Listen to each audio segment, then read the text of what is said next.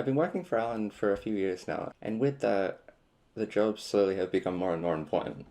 After the release of Director, I was trusted with a new kind of job, choreography. I was assigned the fight with the Hulk character, so I was given some story beats about what they wanted to happen, and I started working on it. I wanted the Hulk character to be heavier, and Green to just be more generally capable as a fighter, meaning that Green would have to be smart and time their attacks in between this huge character's loss of balance moments. So he very much has to fight around him and be very careful with how much he invests into the attacks he puts towards this character. Themes like this are present throughout the other two fights as well, where the attacking mercenary is just focused on their own attacks and doesn't really concern themselves with the environment, whereas the stick figure is smarter and is able to adapt to these conditions and therefore win because of it. Like blue has the vat and the computer, green has the broom and the mud, and then red has doors. Surprisingly, I was given the other two fights as well, which came with their own unique challenges. Next was the Pixel Guy fight. This one was probably my favorite, because I got to do just about everything on it.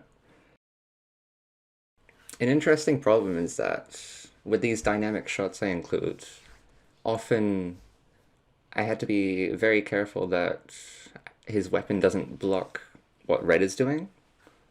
So I had to move the hammer back and put it behind him and to the sides and stuff, just so that I could see what red is doing to prepare for the next strike. In this choreography, rarely am I told where to put the camera in the scene. This is where the trust comes in. They expect me to be able to match the style and the pacing of what they've done already. I do follow the script, but it's up to me to interpret how that gets portrayed to the viewer.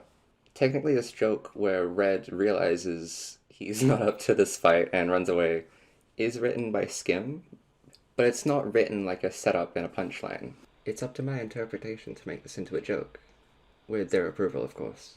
Now, obviously, I don't get this right first try. No one does. There are a lot of revisions that you're not seeing. In fact, in these animatics I'm showing, only one of them is below version 10. And I'm not mad about that, because I understand that we are different people, and I naturally have a different directing style than Skim or Alan. Maybe they want something more cartoony, whereas I prefer it realistic. And not only that, but people just change their minds sometimes. Or they may see how I've interpreted something they wanted and decided it might not work so well on screen as opposed to on paper.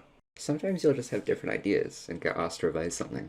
Now that doesn't mean you're wrong, it just means you're not the director. These aren't your stories or your characters. Lastly was the Pedestrian fight. The Pedestrian has an interesting limitation in that he's very flat and stiff.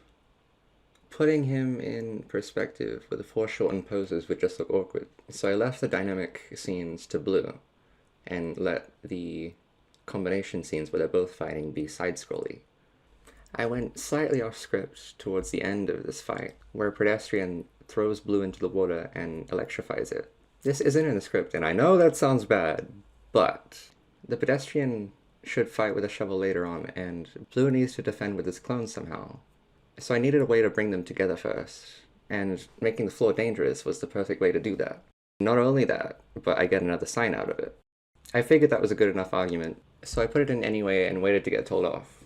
Instead, that risk paid off, and they kept the edit. And that's how I choreographed the mercenary fights. Thanks for watching.